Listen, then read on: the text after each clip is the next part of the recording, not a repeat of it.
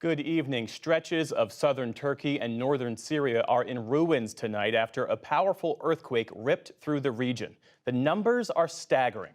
More than 3,700 dead, some 13,000 injured, and tens of thousands of homeless. The pre-dawn quake hit in southern Turkey with a 7.8 magnitude and shook buildings as far away as Israel. A second quake followed with hundreds of aftershocks.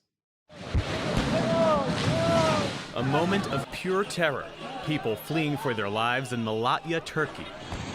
Whole buildings reduced to dust as the powerful earthquake ravaged Turkey and Syria. Rescuers now battling freezing temperatures as they sift through debris, searching for survivors and pulling out the dead. Many left waiting in shock for news of family and friends. There are people still trapped under rubble. I have a friend living in this apartment. His children were rescued from the top floor, but his daughter broke an arm. We'll see what happened to those living on the ground floors. Turkey's President Erdogan called it the worst disaster since the 1930s. We do not know how far the number of dead and injured will rise as debris removal works continue in many buildings in the quake zone. Our hope is that we will recover from this disaster with the least loss of life. One woman trapped in her destroyed apartment building rescued by crane. Cheaply and improperly built apartments have been a problem across the country, many of them now teetering on the edge of collapse. Across the border in Syria, workers scrambled to pull victims out from under destroyed buildings. A harrowing scene of a baby born in the rubble who was rushed to safety. The mother did not survive. Elsewhere, a rescuer frantically carried a little girl away from ruins. One survivor of the quakes described his family's escape from an almost certain death. I have 4 children and my wife. We were at home sleeping peacefully. We felt the quake. It was very strong, so I pulled out with my wife and kids and ran directly towards the entrance of the house. As we reached the entrance of the building, it collapsed totally on us. A wooden door fell on us, which saved us. The building consists of 4 stories. None of the people in the other 3 stories have survived. At this hospital in Afrin, more evidence of the enormity of the loss. Bodies wrapped in blankets fill the floor. The hardest hit regions in Syria are home to millions of displaced refugees from the country's civil war, living in poverty with little access to health care and few resources. The United Nations Secretary General tonight calling for support for both countries. Let's work together in solidarity to assist all those hit by this disaster, many of whom were already in dire need of humanitarian aid. The U.S. says it's working with Turkish authorities to provide assistance and rescue crews. More offers of aid have been pouring in as the world watches the death toll climb. We're joined now from Istanbul by Kieran Barnes, the Syria Country Director for the humanitarian group Mercy Corps. Thanks for being with us. And this is a very complex search and rescue operation. It's been hampered by severe cold and snow. There are also powerful aftershocks. What's the situation on the ground right now? Thanks, Jeff.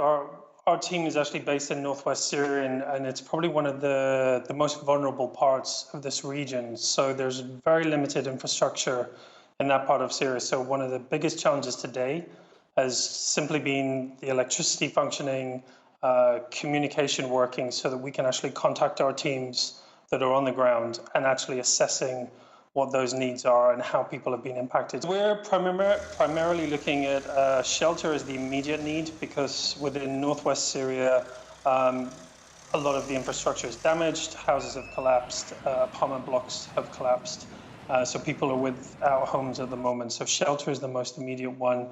We are in probably the worst part of winter. The next few days are going to be extremely cold, so we have that additional pressure on top. So having a safe place to sleep, mattresses to sleep on, blankets, these kind of very basic but immediate needs are for the next few days. I think following that, there's going to be some other critical areas that we do need to look at, and that will include things like the access to water. People who've been moving throughout the last 12 years of this conflict, living in temporary shelters such as tents, they need water on a regular basis simply to survive. Those water sources we know have been damaged through this earthquake. So we need to find ways to find that water to bring it to those people to maintain what is actually our regular work in Syria. So I think those are going to be some of the key challenges and what we're going to be working on over the next few days and throughout the weeks ahead. For Syrians who have endured a brutal civil war, this sense of suffering is really all too familiar. According to the International Rescue Committee, many Syrians have been displaced as many as 20 times. How is that exacerbated by the effects of this earthquake? Yes, and this, to be honest, it includes some of our staff as well who work with us. They are also displaced families who throughout this conflict have been affected and have had to move multiple times. Syrian population is extremely resilient, and the fact that they've continued to survive throughout the last 12 years of this conflict does speak a lot about those communities. However, here we are again with another crisis. The last 12 months have been tough.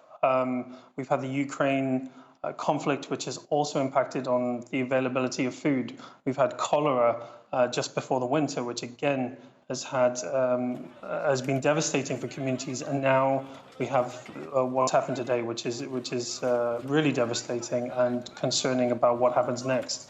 We do know, the Syrian people will keep moving forward, that is for sure, but they are going to need a significant amount of support.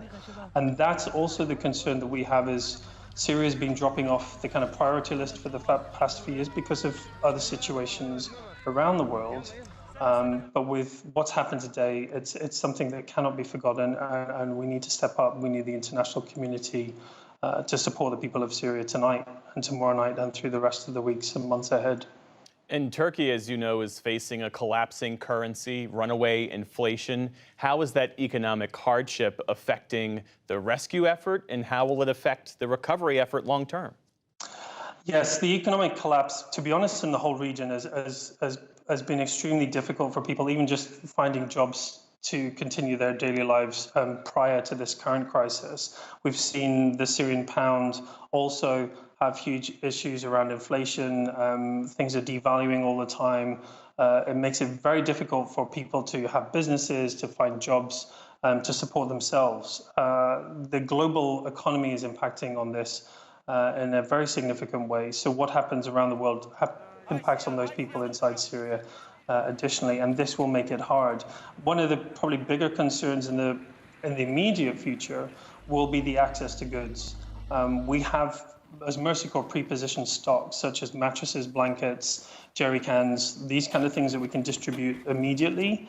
But those resources will run out, and we will need suppliers, we'll need contractors to have those stocks. And I think it's being able to access that again will be there'll be pressure on that over the coming weeks, because everybody will be looking for those items, and we'll all be trying to source it. Kieran Barnes with the humanitarian group Mercy Corps speaking with us from Istanbul tonight. Kieran, thank you. Thanks.